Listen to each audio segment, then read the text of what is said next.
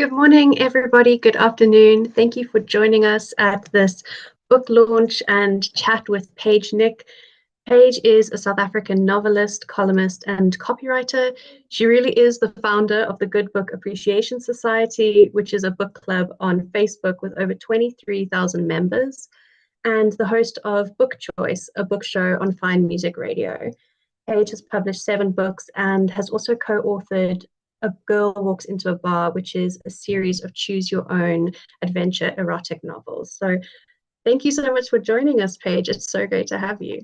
It's really cool to be here. Thank you for having me.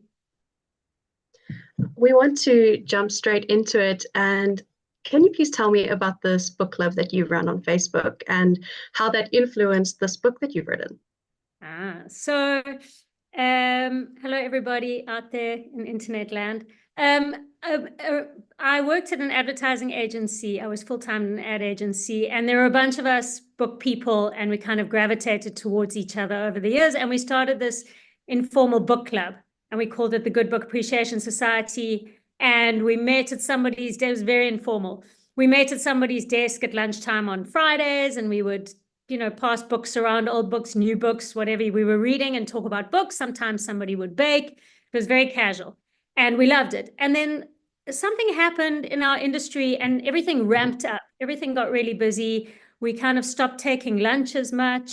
A couple of people left the agency. I think there were 7 or 8 of us in the club, and we decided to move it into Facebook when some people left the agency so we could carry on chatting about books. So I started the group on Facebook. It was called the Good Book Appreciation Society, which is what it's called today. And there were 7 of us. And the first post got 3 likes, even though there were 7 of us. And today there are 24,000 members, and it's quite a busy space on the internet. That was kind That's of amazing. The very organic growth of this club that nobody really planned to be anything. And can you tell me about this book for people who may not have read it yet? Okay. So they say in writing, the oldest advice, they say you should write what you know. And I manage this book club on Facebook that has 24,000 members. And so I kind of had this thought a couple of years ago that it would be kind of interesting to write a book about a book club on Facebook that had 24,000 members. So I started writing this book, but ultimately it's about the book people and the strange things that we do. The way we buy books when we already have piles of unread books stacked up. I hope somebody out there is nodding. You've got piles of unread books stacked up in your home, and yet you can't walk past a bookshop without buying books. About how sometimes we like to smell books, we do strange things. We also feel really strongly about the books and the authors that we absolutely love or that we absolutely hate. And we like to get into vigorous debates about it. So it's about book people. And even more than that, it's about the different kinds of people that you find online, mostly in the comments section. I think we're all part of a WhatsApp group, a neighborhood WhatsApp group, or a school WhatsApp group, maybe a book club or Facebook or Instagram. It's about how people behave online when they think they're a little bit more anonymous than they really are. I wanted to chat about that. You mentioned when we think that we're anonymous. Why do you think we get so riled up online that we can say whatever we want? It's a crazy thing, and I think there are going to be a lot of studies about this, how we've become very quick to outrage online. We've really, things escalate very fast, much faster than they would in real life. And I almost think, for me, that's one of the reasons that I wrote this book, is that I wanted to explore all these things. And sometimes when you write a book, you really just want to figure out how you feel about some things. And that's what I wanted to do. I wanted to figure out how I feel about cancel culture and how I feel about the way people behave online, because I run this group and I see a lot of really odd behavior that I wouldn't see in real life. If somebody offended you at a dinner party, you would maybe just kind of walk away from them or say something cryptic and walk away. And then later you would say to your partner, oh, I didn't really like that person. But for some reason online, we can't stop ourselves. We want to go at them. We want to take all our frustrations out on them, and we really want to go at them and be quite personal. And I often equate it to that thing where you're in traffic and you're in your car, and so you're very protected behind the window, the windscreen of your car, and somebody does something bad to you in the traffic, and you hoot and you swear at them, and then you pull up next to them at the lights and you realize you know them. And you suddenly have that feeling of like, oh my God, why did I act like that? I know them. So I think the internet does that. It gives us this like perceived, well, it's not really perceived. It gives us this distance from people, and that gives us permission to be a little bit less than what we are maybe in real life. Can you tell me about some of these comments that you've seen? Do you have any particularly spicy or fun conversations that you've seen on your book club online? Is there a story you have of people doing particularly maybe not concerning, maybe not the bad stuff, but anything particularly funny that you've noticed about people on your book club? There is really strange stuff. So the thing about the club is that I would say 95% of it is completely innocuous book chatter.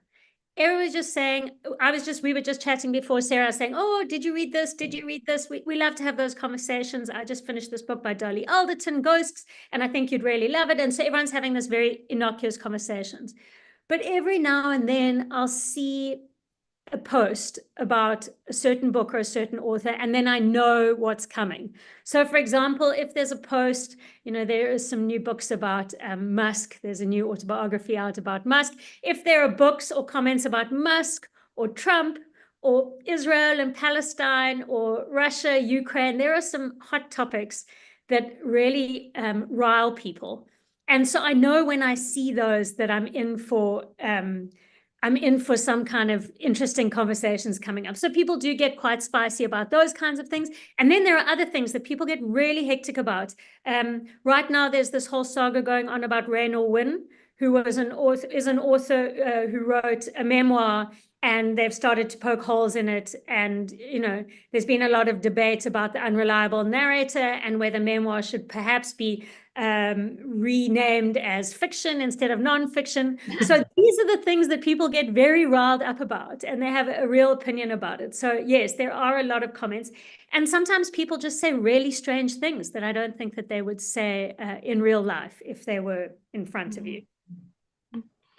We have a question from Amanda who asks, do you think people are getting angrier generally, or is this something that we're just seeing online? I do think people are getting angrier, and I think it's anxiety-based. I think the world is a very stressful place. I mean, this is Daily Mavericks, a news forum. We all know this. The world is becoming more angry and more terrified. And I do think that people are becoming angrier. I mean, I remember just as little as 10 years ago, trolls existed, rarely existed, but there were much fewer of them. And you thought a lot of them were maybe bots or spam. Now there are a lot of people who are actually trolls. So I think it's exponentially grown, and I definitely think people are angrier and quicker to outrage. But I also think that these are cultural things because of cancel culture, because of the way our culture has accelerated. People are being given permission to become angry about things. And this is one of the things I really wanted to have a very long thought about when writing this book. How do I feel about cancel culture? Is it okay? And the book covers this in quite a lot of detail. It is a very light, it's a comedy, but there are also some things that it delves into, and cancel culture is one of them. And this is something that I'm very interested in because I run this group by myself, and I'm really not equipped to run it. I'm just a girl who loves books. I'm not a political author. I write comedies. As you mentioned, I wrote Choose Your Own Adventure sex novels. So why am I moderating posts about Russia, Ukraine, Palestine? Why am I moderating these posts? And I'm also terrified of becoming cancelled, of doing something wrong and not getting it right. So I wanted to explore cancel culture. And that's what this book does a lot of. I think I went off topic of your question, but no, not at all. Long answer to a question. But I do actually want to talk about this because in the book you have sort of two main characters. You have Harry, who is an author, and you have Norma, who is the moderator of this group, of this online book club. And I sort of see them maybe as two extensions, two separate characters that are ultimately you. But can you tell me about how you explored these ideas of cancel culture and online interactions through these characters? And did your perception change by the time you got to the end of writing the book? That's First of all, I want to say that's a very astute comment that both of them are me, and nobody's made that comment before. And when you said it, I thought, I think she's right. There are elements because I'm an author. And so I think that's a really astute comment. Because I'm an author and because I also moderate this group, I am Norma and I am Harry, obviously my own version of them. And these are characters that escalated. So yes, I explore cancel culture because in the novel, Harry is an author and he's on this book club on Facebook, and he's promoting his own book because us authors, we like to promote our own books, as I will do, I'm sure, at some point in this webinar. Please buy my book.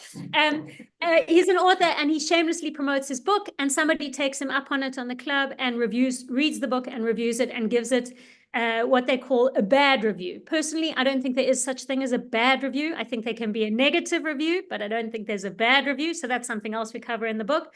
And somebody gives him a negative review, a very negative review of his book, and he implodes.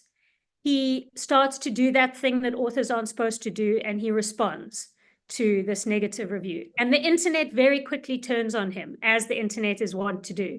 And he gets cancelled because he responds, obviously, in quite a violent way, because he's imploding. And so then the whole internet decamps to Goodreads, and they give all his books 1 star, even the books he hasn't written yet.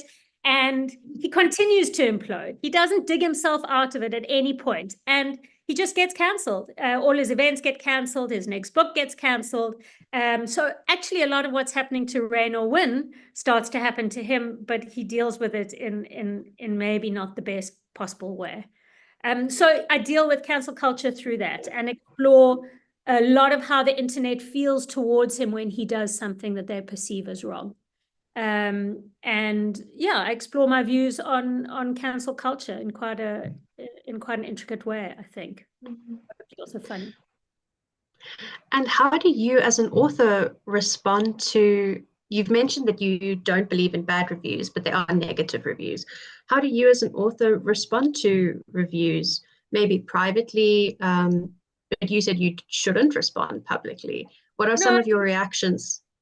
Yeah, I mean, it's kind of the rule for authors that, when people review your book negatively, you just shouldn't respond. Once you've written your book, I always think I have the most incredible editor in Helen Moffat, my publisher, Andrea from Pan Macmillan. They're amazing, and everybody's doing their best work. By the time the book gets out there, we have all done our very best. Nobody can do any more, and it's out of my hands, and it's over to the people to read it and either love it or hate it or somewhere in between. So authors really shouldn't respond to those kinds of reviews, but they do. You can't help yourself. It's your baby. In terms of a negative review, and again, this is a theme that we explore in the book, I often see this on the Good Book Appreciation Society. Somebody will come on and say, I read this book and I absolutely hated it. And it's about a woman, I'm going to make something up, a woman who lives in an attic and loses all her hair and gets abducted by aliens.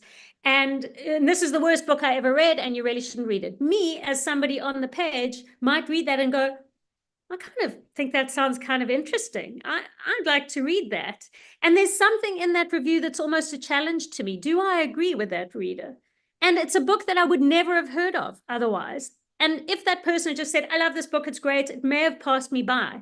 But because they've written just this kind of a bit of a seething negative review, it plants a little seed in me because I'm a questioning, curious book person. Maybe I quite like somebody locked in a novel when somebody's locked in an attic. That appeals to me. So I do think that a negative review can also spur sales. And I mean, it's not ideal. Nobody loves it, obviously. But I do think that people are allowed to say what they think of a book and have an honest opinion. Obviously, nobody wants to pan somebody and have a personal attack. That's not what it's about.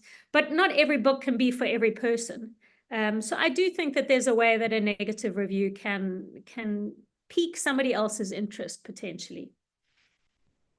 Is that a perspective that you take personally when you see a negative review about one of your own books?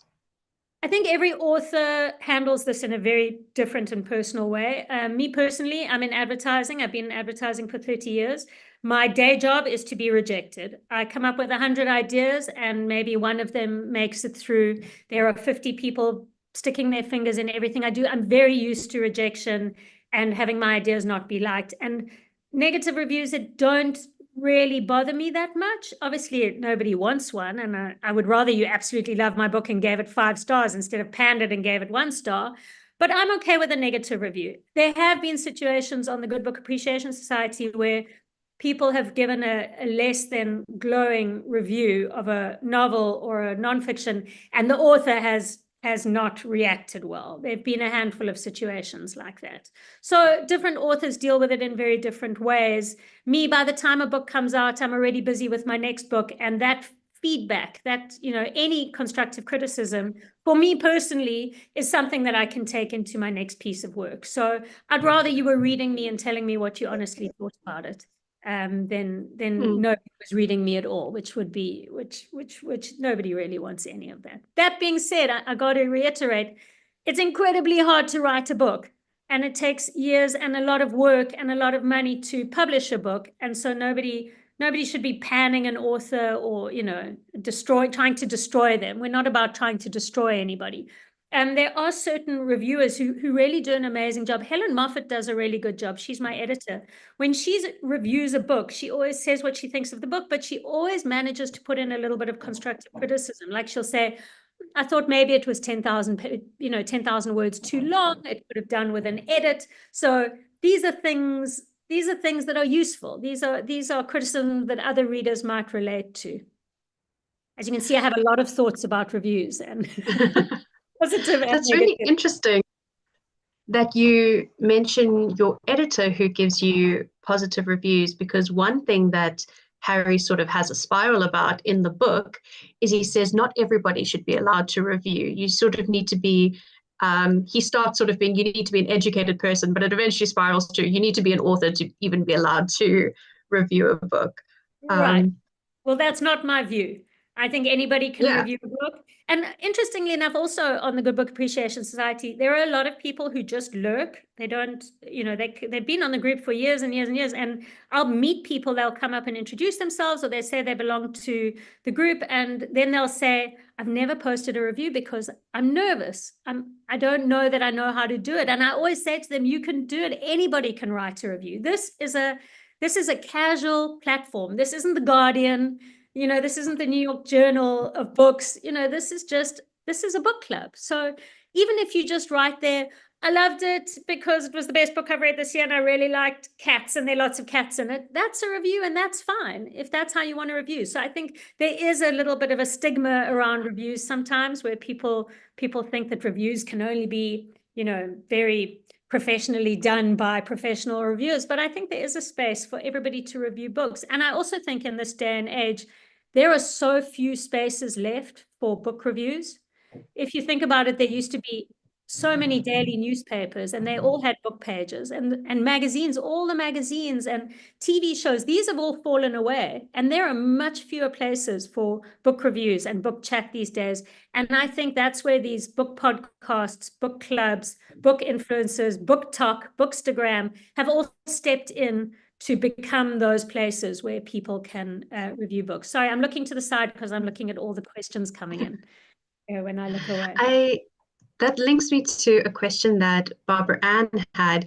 She asked, do your online members use pseudonyms or their real names? So that's a good question. I once read this quote, nobody knows you're a dog on the internet. And I don't know who anybody is on the internet. We have 24,000 members. As far as I'm aware, they're all using their real names.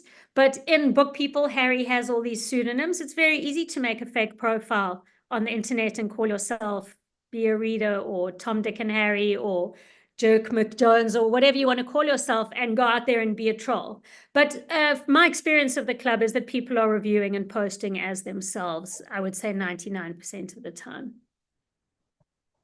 We have a question here from Lucinda Lilly, or is it Lucinda? I can't tell. But they ask, seeing increased censorship, book bans targeting librarians, especially in the USA, are very organized at the moment and reaching dangerous levels. At the same time, levels of reading for leisure are dropping. How can we combat this? Well, I think a club like mine, we do our utmost to combat that. I see.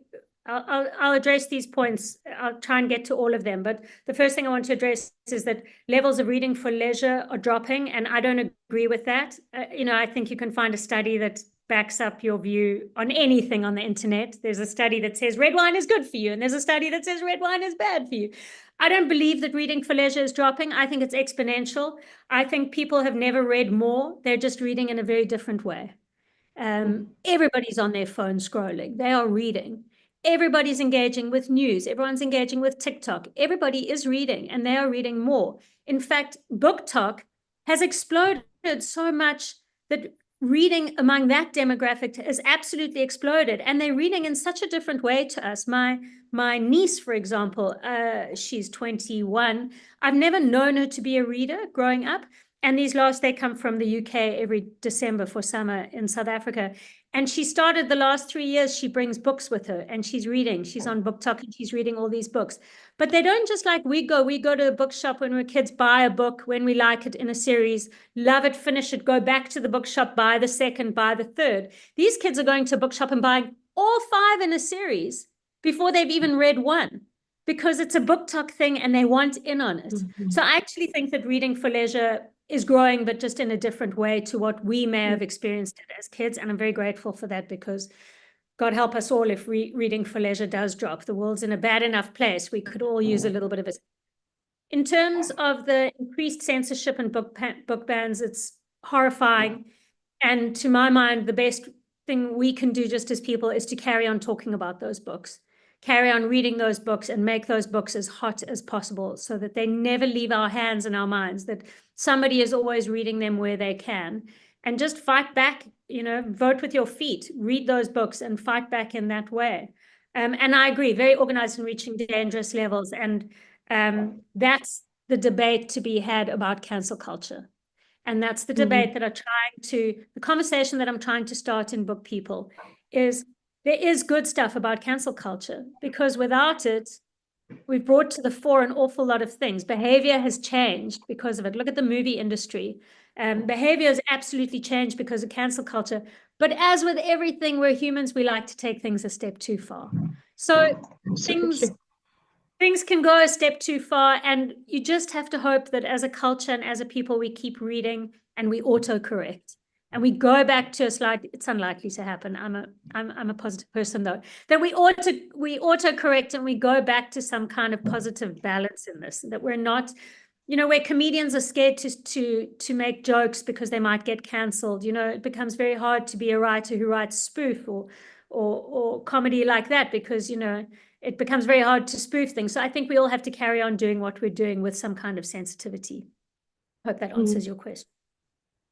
You mentioned BookTok and Bookstagram. Can you speak a little bit to how the internet has changed the way we engage with books? Yeah, 100 million%. I think it's changed it in a massive way. One of the things is what I mentioned to you, that we're reading very differently, buying all the books in a series. The other thing that I've been quite interested in is when we were kids, we were reading Flowers in the Attic. Was a book when I was in high school. That was one of the books we were all, Clan of the Cave Bear, Jane M. Earl, we were all passing those books between ourselves. It's how we learned, but there was no internet then. It's how we learned about sex. It's how we learned about relationships. It's how we learned stuff. And those are the books we were reading and passing around. And I'm so interested to see on BookTok, those same books are trending again. Flowers in the Attic and Clan of the Cave Bear, they've come back. Those old classics have come back. Obviously, they're the new, the Sally Rooney, the Colleen Hoovers, are all new as well. But I'm interested in that, as with music, things are being remixed and brought back and made relevant now again. So there are so many different trends on BookTok that are changing the way those people who are involved in it are reading. I'm still quite traditional and classic in how and what I read, but I'm amazed by how I see how they're reading. Things like also the way they're printing and producing books. They have these beautiful end papers. They've gone back to leather-bound books, and incredibly intricate end papers, and I don't even know what it's called, whether maybe a reader can let us know in the chat, where there's printing along the top and the side of a book. The edges of the pages have been printed. So it's very much about what the books look like and how they feel is as much about the experience as what's inside the book. So all these things are trending and changing, and it's very interesting to me. We have a bit of a controversial question in the chat from Marietta, who says, how do you feel about audiobooks? Such an interesting question. I'm really glad you asked that, Marita. So on the Good Book Appreciation Society, I bring out a monthly newsletter. And just before the newsletter came out for July, I put a poll on the Good Book Appreciation Society to say, is listening to a book the same as reading a book? And I really did this innocently because I think it is. I love audiobooks. Audiobooks have grown my reading time so much. I'm able to, because I'm a bit time starved. So audiobooks have grown my reading time. And I just thought everybody would agree with me because, we're arrogant people, we're book people, we think we're right. The poll was overwhelming, 17% of people. And that was just when I went to print. It's much more than that now. 17% of people said that listening to a book is the same as reading a book. 66% of people said that it's not the same as reading a book. And then obviously in the comments, everybody explodes in debate, and then I unpack it in the newsletter. So Marita, I hope you'll sign up for the newsletter so you can get the deep dive into it. Me personally, I love audiobooks. I love any opportunity to listen to a book. But a vast quantity of the 24,000 people on the page disagree with me and think they like audiobooks, but they don't think the experience is the same as reading. And they give very, very good arguments as to why. Arguments as vast as, reading is immersive. You're 100% have to be immersed, your eyes on a page. Listening, you can be looking at different things. It's less, that's one of the arguments, it's less immersive, which is why they feel maybe when you listen to a book, you don't recall as much as when you read a book. So this is a fantastic question. That's a huge can of worms that I wasn't expecting. So Marita, I hope come and chat with us about your views. I'm curious about your views on listening versus reading. Absolutely. What I particularly like about audiobooks is I get to have multiple books going at once. I can have a physical book in my hand, and I can have a book on my Kindle, and then when I'm driving somewhere, I can listen to a different book, and then I feel like I have a lot of different things going at the same time. I completely agree with you. And also when I'm reading a book, I can only read one book at a time. Some people are omnivores. Yes. They can read many books at a time. I'm not like that. I can only read one book at a time. And exactly as you say, when I'm running in the morning, I'm listening to one book. At nighttime before I fall asleep, I'm reading another book. So you're right. So I find that my opportunity to read has more than doubled, which means I'm reading so much more than I was before audiobooks. And then also there's really moving posts. There's a woman on the group who says she's a librarian and she has glaucoma and she struggles with her eyes and she can no longer read like she used to. So audiobooks have literally saved her life. So, so many different views on it. It's a wonderful thing to engage in these kinds of conversations. And we're so passionate about, who would have thought asking somebody whether you like audiobooks would erupt in an enormous argument? That's what book people are like, and that's what this book explores. That links to, I think, a question that Penny has, Penny asked, what, if anything, has surprised you since Book People has been published? Are readers responding the way you expected or hoped? Yeah, I think readers are definitely responding the way I expected or hoped they would. What have there been any surprises? I've been surprised at, and I said it earlier, because now I'm saying to people, I'm chatting to people, when I go and do a panel in real life, at the beginning, I always say, who in the audience is a member of the Good Book Appreciation Society, and lots of people put up their hands, and afterwards people will come and chat to me, and I'm very interested in what they say to me about their experience of the club, either what it's done, or, for example, how many people say, I'm on the club and I've been on the club for 6 years and I've never reviewed a book once. I've been too scared to review a book. For 6 years she's been watching everybody reviewing and she's kind of wanted to, but she hasn't felt confident enough to do it. And that's kind of surprised me, and I try to encourage her. So if you want to, if you feel the urge to do it, just allow yourself, allow you can do it. So things like that. I think people's responses to the club have moved me and surprised me.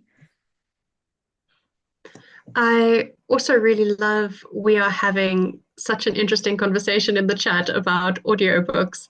I'm torn. Nikki I'm like says trying to they've, watch yeah. chat and talk as well. Nikki says they absolutely agree about how audiobooks expand reading, but Adele says you can't annotate on audiobook, which is so true. Yes, I mean you can make you can kind of put a tag, I think, but it's so true. These are things that people are talking about. But interesting, Adele, when you said you can't annotate an audiobook, one of the huge arguments on the club that actually made it into Book People was about one of the members, and it made it verbatim. I've used a couple of threads verbatim from the club in the book. Kathy Park Kelly, who's an amazing author of her own, on her own right, went to a library and took out a library book. And when she read it, she found that somebody had taken a pen and crossed out all the swear words in the library book. I love the story. And then they'd taken the library book back, they'd finished reading, taken back. Somebody else had taken that library book out and gone and seen that they'd crossed out all the swear words and had written them back in. And then had written a note that said, "How dare you censor the author, you prat," or some rude, like being made a really rude comment. And this whole exchange had happened between the readers in the pages of a library book. So she had posted on the group about this exchange that she found really funny. In fact, even the author had made a mistake and they'd corrected the mistake, written the right character's name in, and she put that on the post. And then everybody went ballistic on the post. And now to your point, they were like, "How dare you write in a book? You could never, it's horrific. How can you?" And other people saying, "Well, I think it's okay to write in a book if you own the book. It's not okay to write in a book if it's a library book." And all these thoughts about annotations in books and writing books and dog ears. Oh, if you start a conversation about dog earing pages of books in the Good Book Appreciation Society, you're in for a wild ride. So that's another thing, a very seemingly innocuous thing that people feel very, very strongly about. So you can't annotate an audiobook, but I think to a lot of people's minds, you can't annotate a physical book either. Yeah. I mean, I have many opinions about this. The more you talk about it, I'm like, oh yeah, no, I feel very similar about this. So tell me about you. Do you annotate in your books? And if you do, pen or pencil? I think that's a very important question as well. What is your experience, the physical experience of reading books for you? I worry I'm going to lose a lot of friends on this chat because as I have on the page, but if I own a book, only if I own a book, and it's a keeper, I have to be very strict about what books I keep because I'm a book person and there are too many and my home is only so big. But I have a quite detailed system of turning the corner down of a page of something that I want to come back to in a book. And then I have a system, if it's higher up in the page, I'll dog ear the top of the page. If it's lower down in the page, I'll dog ear the bottom. So I dog ear so that I can go back to it and remember where a part was. And some books, you have those very favorite books, like 90% of the pages are dog eared, and then you really, what's the point? I should rather dog ear the pages that didn't have anything interesting in them. If I'm going to write in a book, again, only my own books, whatever's at hand, pen, paper, ketchup, tomato sauce, mayonnaise, my own blood. Whatever I can reach, I'm not fussy. What about you? I have a feeling you're not right in a book person. Oh, only on very special occasions. I did it for the first time last week with a pencil and a ruler. And a ruler. I'm also part of the generation, or maybe generation's a bit harsh. I'm also of the people who don't have very good handwriting. So yeah. I actually don't want to write in my book because I know that I will make it less pretty. Oh, that's so sweet. I have terrible handwriting. But clearly I'm not as kind or lovely as you are. I love that. I love that you use a ruler. And I think your people are on the club, because I think a lot of people agree with you and feel the same way. I read something the other day.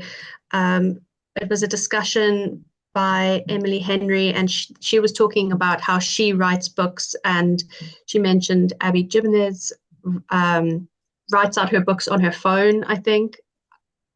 Tell me if I'm wrong with that. But what is the writing process like for you, and how do you write your books? I saw somebody recently, a South African author, say that they wrote on their phone. They wrote their books on their phone, and I couldn't believe it. I'm so clumsy. Like, imagine how long it would take you to write. Well, maybe, I suppose they're really quick. No, my process is computer, Microsoft Word. I've tried a few of the different writing programs, but they're just for me an excuse to procrastinate, because you have to figure out how to use them, and it takes a week to do this and figure them out, and they're lovely, but I just need to sit down and write and be really strict about that. So yeah, my process starts obviously in my head, and there's a lot of time spent figuring it out. Run a lot, so it's all running and swimming. Running and swimming are times when you can have a really long thought, not interrupted by a cell phone. Nobody can phone you underwater. And in order to come up with an idea for a book and figure it out, I need to have a series of very long thoughts. So plotting while I'm running, swimming, walking, or just thinking time. And then I used to use index cards, was my process of plotting. Now I go straight into Microsoft Word, and I write from start to finish. My first draft comes out very fast. I write every day. I become very obsessed with it, and I get a first draft out incredibly fast. And then it takes a year or so to do rewrites and edits and stuff. With Oh, my wow. Mm. And there's such a lovely conversation that's happening on the chat. And Rachel asks, how has book sharing impacted how you socialize and interact with fellow book lovers? Because you mentioned that as a teenager, you exchange books with friends. Yes. Rachel, I love that question. I have this weird quirk. I don't know if anyone else does this. It's a book people thing, I think. I have a couple. We all have a couple of favorite authors.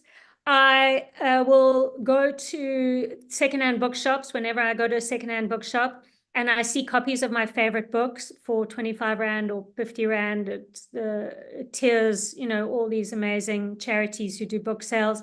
And I'll buy multiple copies of my favorite books, and I literally shove them in people's faces. I'm very into sharing books. There are books that I sadly no longer give out because not everybody gives books back. But there are a handful of us who are very good at giving books back, and then I'm very happy to share those books with them. My friend Vanessa, my friend Megan, we're always sharing books. But my big deal is to buy as many copies of these favorite. Jim Crace is one of my favorite authors. I'll buy every Jim Crace book. I've got a shelf full of copies of his books that didn't cost very much, and I literally shove them on anyone who'll listen to them. I think I've started to annoy my friends and family. I shove books on them that I think they'll like. Another favorite thing that I do, that I love to do, is for a family dinner or a close friends dinner, I'll source a book that I think each person will like and put it as a place name for them at each place. These are secondhand books. These are 25 Rand books or 50 Rand books from secondhand bookshops, and I'll source books that I think they'll like and stick them on their plate so that when they come, they can go home with a book. It's very important to me. Sharing books is one of my favorite things. And a friend who shoves books in my face like that, I just know that's a keeper. These are my people. Absolutely. Absolutely. Yes. And I love how the chat is very clearly showing us that these are our people as well. You mentioned you share books from some of your favorite authors, and someone actually told me the other day that she thinks my love language is giving books to people or recommending books to people.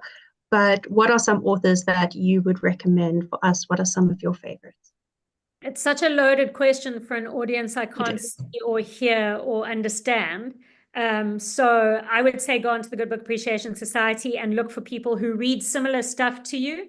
That's another nice thing about the club. Like you get to know different members of the club, and the book is a lot about that as well, because you recognize all the commenters, the peace and loves, the people, the trolls, the people always wanting to fight. The same is true on a book club.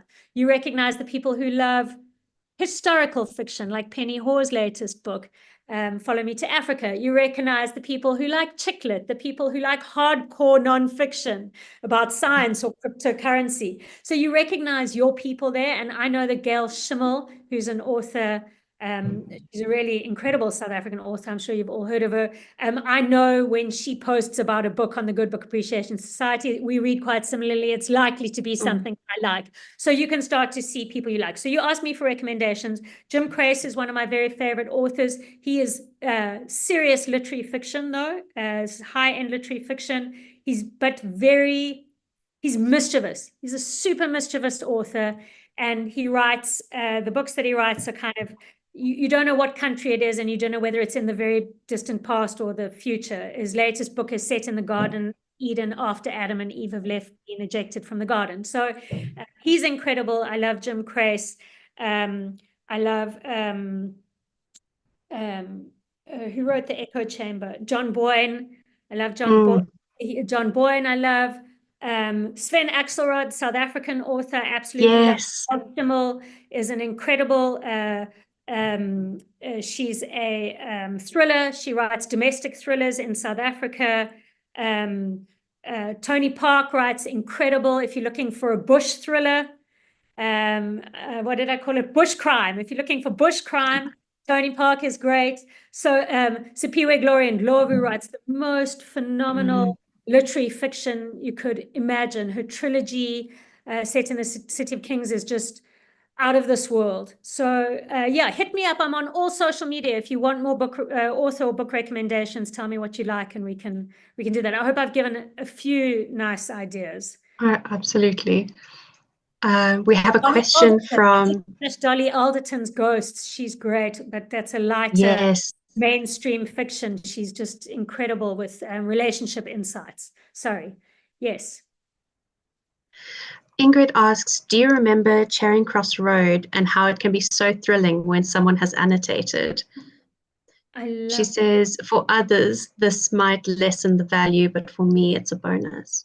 Yeah, I love that book. And I've been trying to remember, somebody might remind me in the chat. I think it was Ivan Vladislavic. There's a South African author who wrote either a book or a short story about a man or a woman who buys a book from a secondhand bookshop and finds it belongs to somebody. He sees they've written their name in the front, and then starts to find more books that were owned by this person, and discovers that these books, they obviously have the exact same taste in books, and develops these feelings for this person they've never met because of the books that this person owned, and embarks on a journey to discover this person. So that also really appeals to me. That kind of thing really super appeals to me. I love Charing Cross Road, and my first time in Charing Cross Road, that's another thing that book did.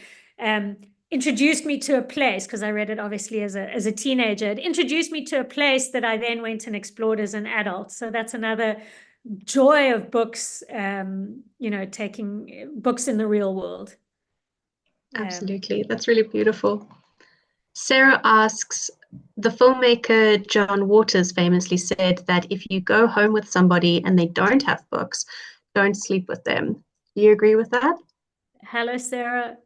Sarah's an incredible author. Sarah Lotz is, I wrote the Choose Your Own Adventure erotic novels with Sarah, and she's an incredible author. Her novel, Impossible, is possibly one of the best novels ever written, and you should absolutely read it if you can. If you make a note of one book in this conversation, Impossible is boundary breaking and incredible. Do I agree with that? Yes, in theory, I agree with it, but I would be a hypocrite if I said I hadn't slept with somebody who didn't have books on their bedside, but it always ended badly. And so it generally ends better if it's somebody with books on their bedside tables. I'm going to keep that in mind. I mean, you can try, but it doesn't end well. We have a question from Lene, who goes back to your writing process. And she asks, what is your favorite part of the writing process? The actual writing, the editing, or once the book is out in the world? The writing. There's this crazy thing that happens when you're really immersed in a book, writing a book, that everything disappears. It's all I want to do. I wake up in the morning thinking about it. I go to bed at night thinking about it. My friends and family absolutely hate me. I'm a revolting, horrible person to be around. Paige, no friends. But it's the joy of it is, I can't explain it or describe it, to be so deep in something that you don't even exist anymore. All that exists is being the conduit for it. And sometimes I'll go back and read that stuff and it's absolutely awful. But I loved it so much. I loved doing it so much that at the time, it's not awful. Or sometimes I'll go back and I'll read something I wrote and I don't even know that I wrote it. I have no memory of writing it. I'm not even there. I'm so in something. And for me, it's like this very immersive experience. That being said, I always hated the editing process. It's never been my absolute favorite. And as my writing is developing, things are shifting for me. How I'm writing and what I'm writing is shifting. And I'm finding the editing process much more joyful than I ever did before. After the book is out, is really hard work.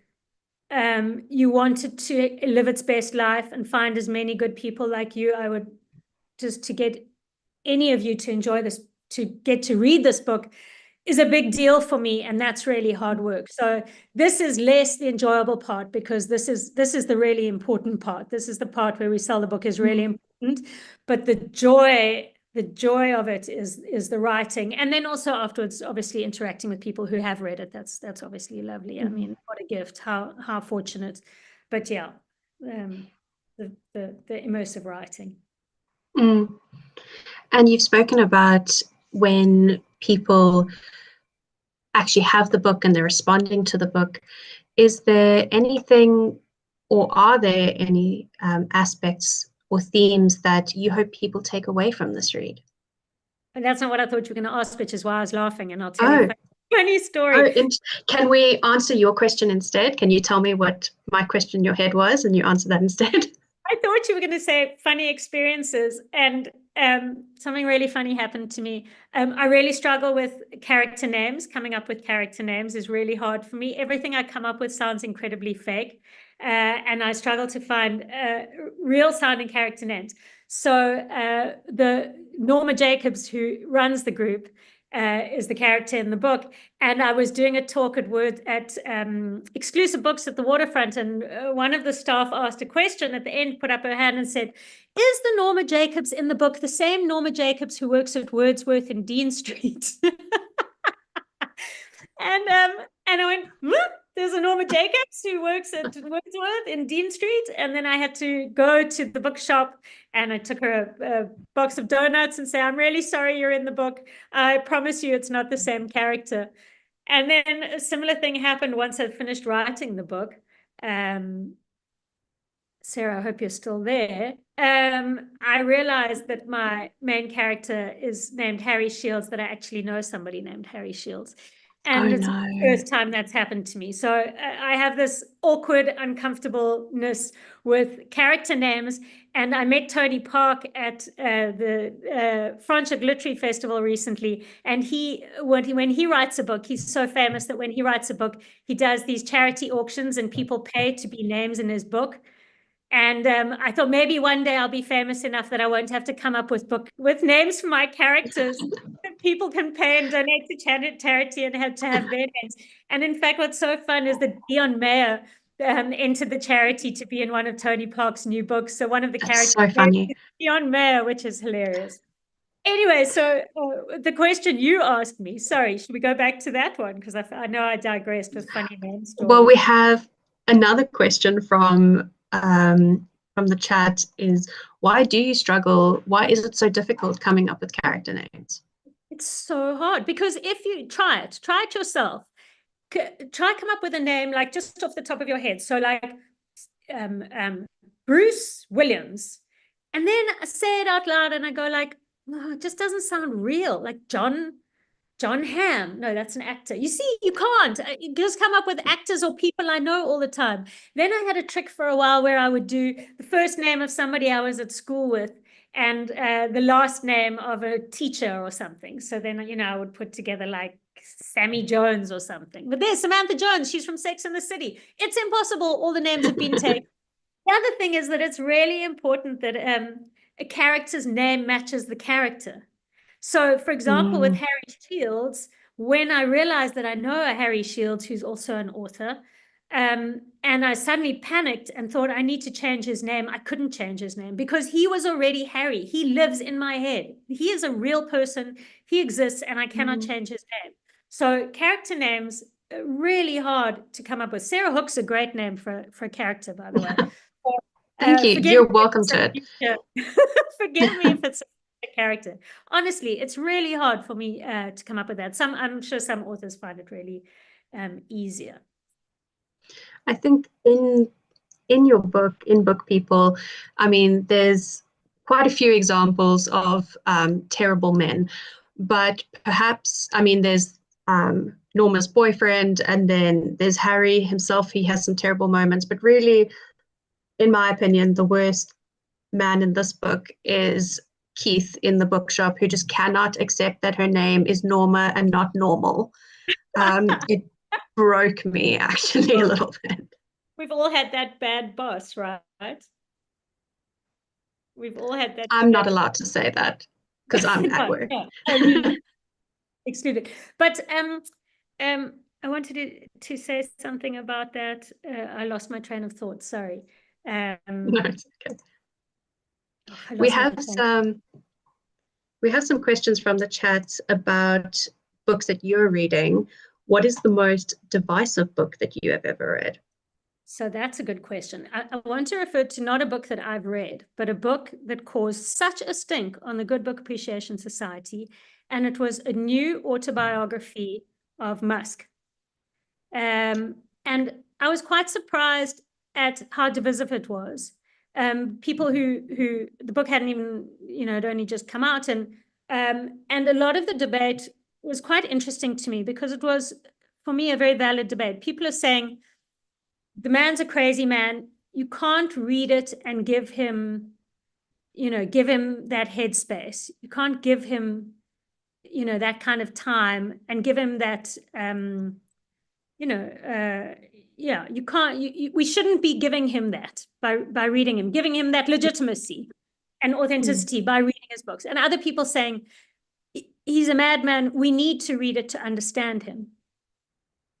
And there's two really interesting sides of the argument for me. The one is reading about something you don't agree, basically reading about something you don't agree with, to learn about it, or reading about something bad that's happened to make sure that it doesn't happen again. And that we so the two sides of it is, don't read about this terrible thing because we can't give it legitimacy.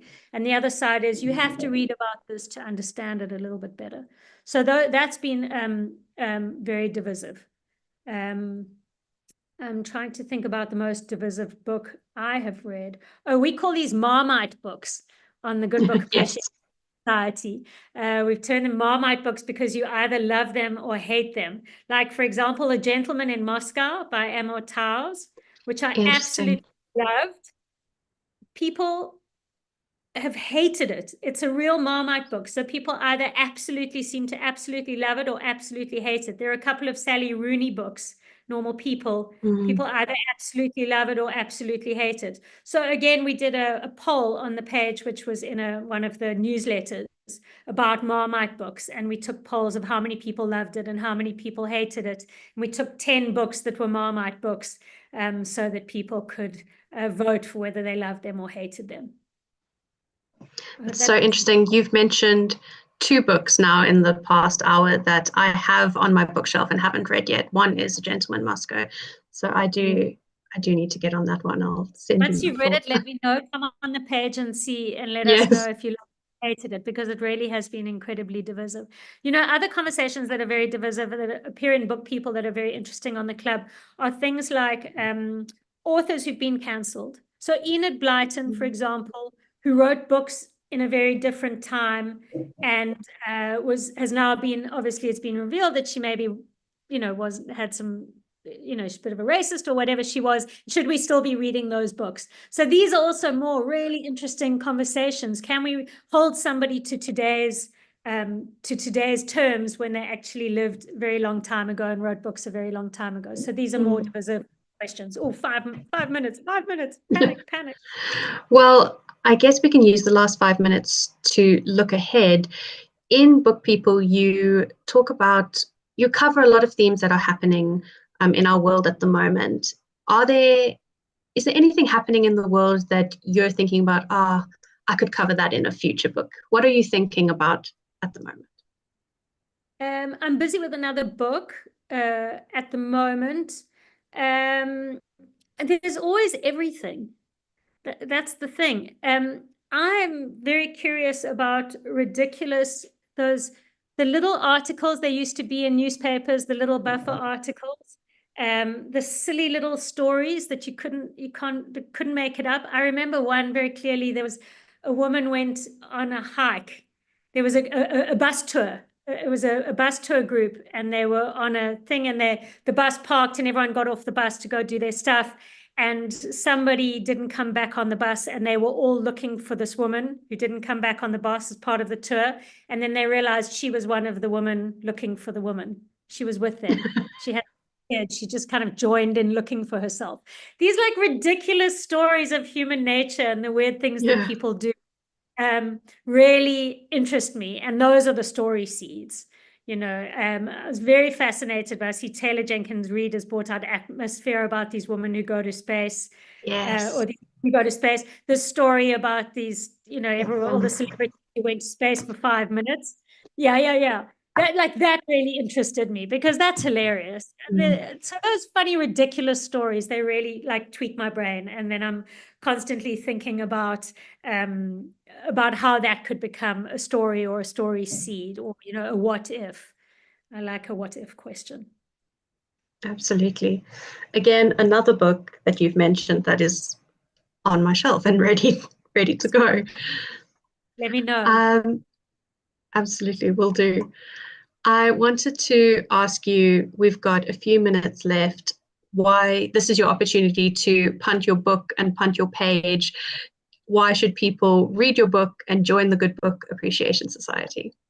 I think I've done an awful lot of Good Book Appreciation Society punting. So if you haven't decided you're going to join by now, I think it's probably not for you, and then you shouldn't join.